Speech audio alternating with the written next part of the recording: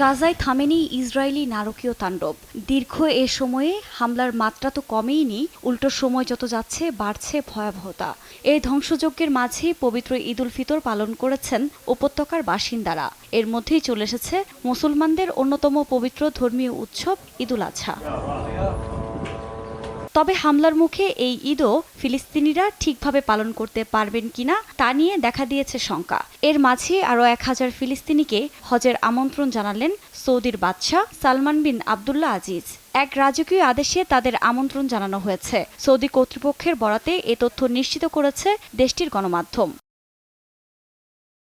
এর আগে সৌদি বাদশাহ আরও 1000 ফিলিস্তিনিকে হজের জন্য আমন্ত্রণ জানায়। ইসরায়েলি হামলায় যারা আহত ও নিহত হয়েছেন এমন পরিবারের মোট 2000 সদস্যদের বিনা খরচে এ হজ পালনের সুযোগ দিচ্ছে সৌদি কর্তৃপক্ষ।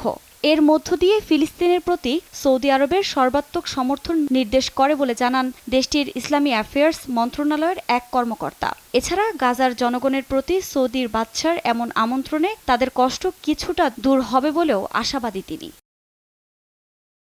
বিভিন্ন আন্তর্জাতিক গণমাধ্যমের বরাতে জানা যায়, হজের মূল আনুষ্ঠানিকতা শুরু হবে 14 জুন। হজ পালনের জন্য এবছর সৌদি আরবে এখন পর্যন্ত 13 লাখ মুসল্লি পবিত্র মক্কা নগরীতে পৌঁছেছেন। এ সংখ্যা আরও বাড়তে পারে। আফরিন মৌ, নিউজ ডেস্ক, দেশ টিভি।